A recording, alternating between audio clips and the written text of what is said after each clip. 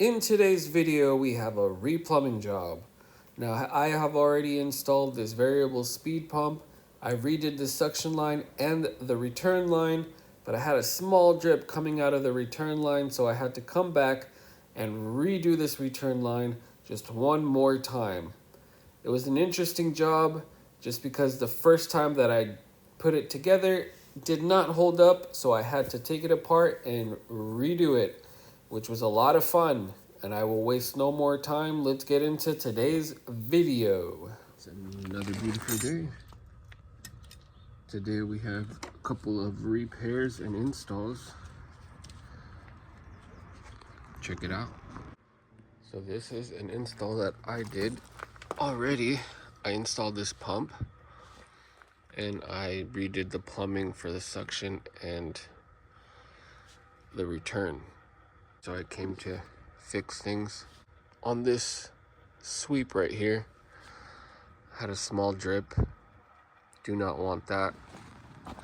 So I'm coming in and I'm redoing this piece. Gonna cut right here, add a coupling, and then put another sweep into another threaded union, high temp threaded union. And then I'm gonna spray paint the whole thing to make it look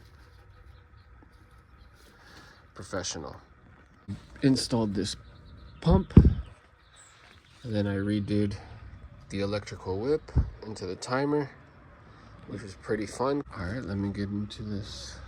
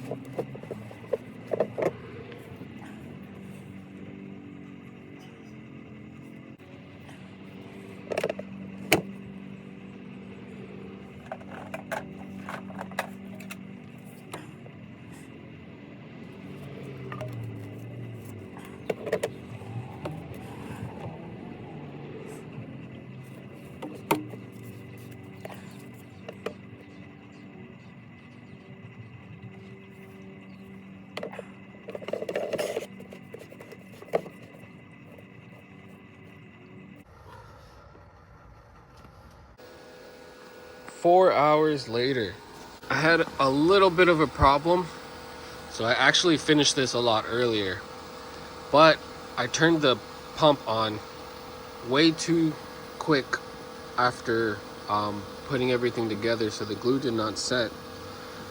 So I had it all together, turned the pump on, it primed at a really high RPM, pushed my pipe out, water all over the place, you could only imagine.